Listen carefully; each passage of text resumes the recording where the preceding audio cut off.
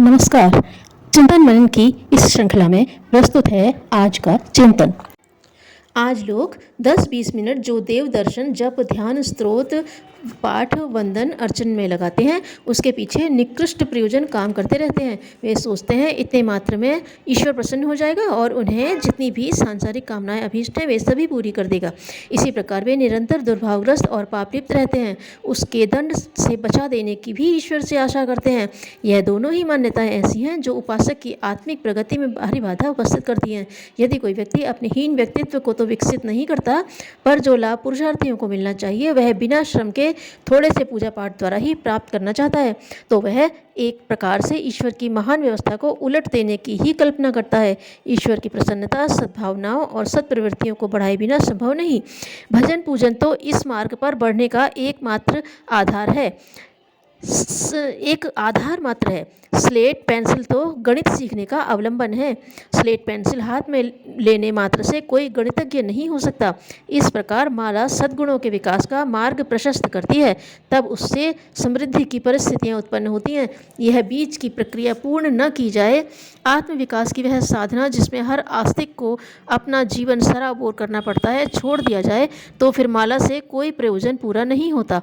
आज ऐसे ही तथाकथित भक्तों का बाहुल्य है जो आत्मनिर्माण के आवश्यक कर्तव्यों का परित्याग कर किसी कोने में बैठे माला जपते रहते हैं और इस लोक तथा परलोक में बड़े बड़े लाभ की मिलने की कल्पना करते रहते हैं। इस प्रकार आज गंगा स्नान से लेकर हनुमान चालीसा का पाठ अथवा एकादशी उपवास तक हर छोटा मोटा कर्मकांड समस्त पापों को नाश करने का प्रमाण पत्र मान लिया जाता है। जब पाप इतने सस्ते में कट सकते हैं तो फिर पाप से डरने की क्या आवश्यकता। फिर क्यों न भरपूर पाप करके इस लोक का मजा लूट लिया जाए। उनका दंड तो इस कर्मकांड के माध्यम से नष्ट हो ही जाएगा।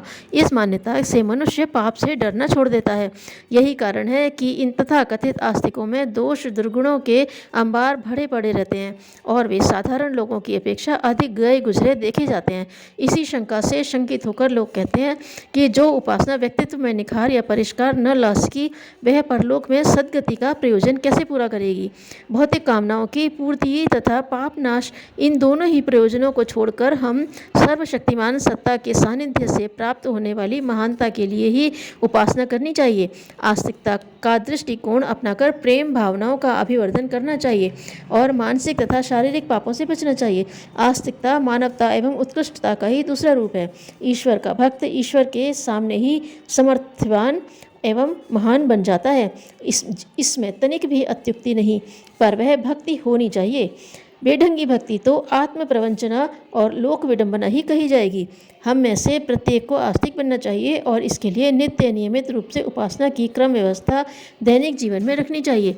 एक परिपूर्ण व्यक्तित्व के रूप में ईश्वर की किसी छवि का ध्यान करें, उसके गुणों का चिंतन करें और उसी में तन्मय हो जाएं।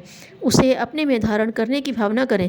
वाणी से नाम जप, मस्तिष्क से स्वरूप का ध्यान, हृदय से एकात्मता का, परस्पर घुलन मिलन के उल्लास का अनुभव, यह तीनों क्रियाएं साथ साथ चलती रहनी चाहिए। भजन के समय कोई भाव ध्यान में न आवे, यह सोचना उचित नहीं। विचारों का न उठना योगाभ्यास का चित्त वृत्ति निरोध साधन तो है, पर भजन में इसका कोई उपयोग नहीं। भजन में भावनाएं तो रहनी ही चाहिए। जो भावना से तरंगित न हो वह भजन कैसा। आस्तिकता की भावना का एक महत्वपूर्ण और उज्ज्वल पहलू समाज कल्याण की भावना का प्रसार भी है। नास्तिक मनुष्य के उच्च श्रृंखल हो जाने की संभावना अधिक रहती है, जबकि भगवान पर विश्वास रखने वाला व्यक्ति दुष्कर्मों से बचने की न्यूनाधिक प्रेरणा किसी न किसी रूप में पाता ही रहता है और उससे प्रायः लाभ भी उठाता है। आस्तिकता का वास्तविक तात्पर्य होता है अन्य मनुष्यों को एक ही भगवान का पुत्र मानकर उनके साथ भातृभाव की भावना रखना।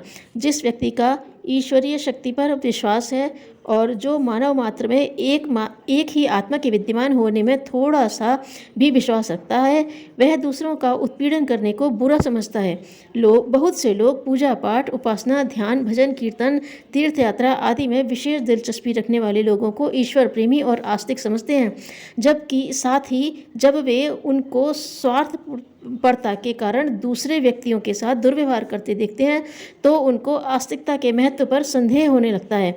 इसमें यह गलती यह होती है कि केवल पूजा पाठ या भजन कीर्तन को आस्तिकता का प्रमाण मान लिया जाता है, जबकि यह उसके बाह्य लक्षण मात्र हैं। जो व्यक्ति इन कार्यों को करते हुए व्यवहार से विपरीत मार्ग पर चलता हो, उनके लिए यही निश्चय कर लेना चाहिए कि या तो वह इन कार्यों का वास्तविक तात्पर्य नहीं समझता और केवल परंपरा का पालन करने के विचार से वैसा करता रहता है, अथवा दूसरी बात यह है कि अनेक लोग जानबूझकर अन्य लोगों को बहकाने के लिए भी ऐसा आचरण करते हैं। वे सोचते हैं कि ऐसा करने से सब लोग हमें ईश्वर भक्त समझने लगेंगे और इस प्रकार विश्वास जमाकर हम अपना स्वार्थ सिद्ध करते रहेंगे। इसलिए आस्तिकता के प्रभाव का निर्णय करने के लिए हमको इन दोनों प्रकार के व्यक्तियों के नकलीपन को अच्छी तरह समझ लेना चाहिए। आस्तिकता की सच्चाई का सबसे पहला प्रमाण यही है कि उस व्यक्ति में लोक कल्याण की आंतरिक भावना हो। जो मनुष्य दूसरों के सुख दुख में हिस्सा बटाता और दूसरों के हित के लिए अपने स्वयं का बलिदान करने के लिए प्रस्तुत रहता है, वही वास्तव में आस्तिकता का अनुयायी माना जा सकता है। इस दृष्टि से हम तो प्रत्यक्ष में ईश्वर उपासना करने वाले पर संसार के अंधकार में संलग्न व्यक्तियों को नास्तिक कहेंगे। इसके बजाय जन्म भर देवालय में न जाने वाले और भजन न करने वाले पर अपना जीवन लोक सेवा और परोपकार के लिए उत्सर्ग करने देने वालों को आस्तिक मानेंगे। नियमित उपासना के अतिरिक्त हर समय भगवान का ध्यान रखा जाए, उसे 24 घंटे के साथी की तरह विश्वस्त आत्मीय समझा जाए, उसे प्रसन्न करने के लिए आदर्शवादिता से परिपूर्ण आचरण किया जाए और उन कुविचारों एवं दुष्कर्मों से दूर रहा जाए जिनसे ईश्वर अप्रसन्न होता है। यह भूलना नहीं चाहिए कि पूजा अर्चना का उद्देश्य जीवन के कण कण में आस्तिकता का समावेश करना, दिव्य जीवन की प्रेरणा ग्रहण करना है। जीवन घृणित एवं अव्यवस्थित बना रहे तो समझना चाहिए कि हमने प्राण रहित कलेवर मात्र ही पूजा है। आस्तिक व्यक्ति का हर विचार एवं हर कार्य उत्कृष्ट ही होना चाहिए। इस कसौटी पर हम अपनी उपासना को सही सिद्ध करते हुए भजन ध्यान करें तो उससे ईश्वर की सच्ची प्रसन्नता का लाभ मिलना सुनिश्चित है। धन्यवाद।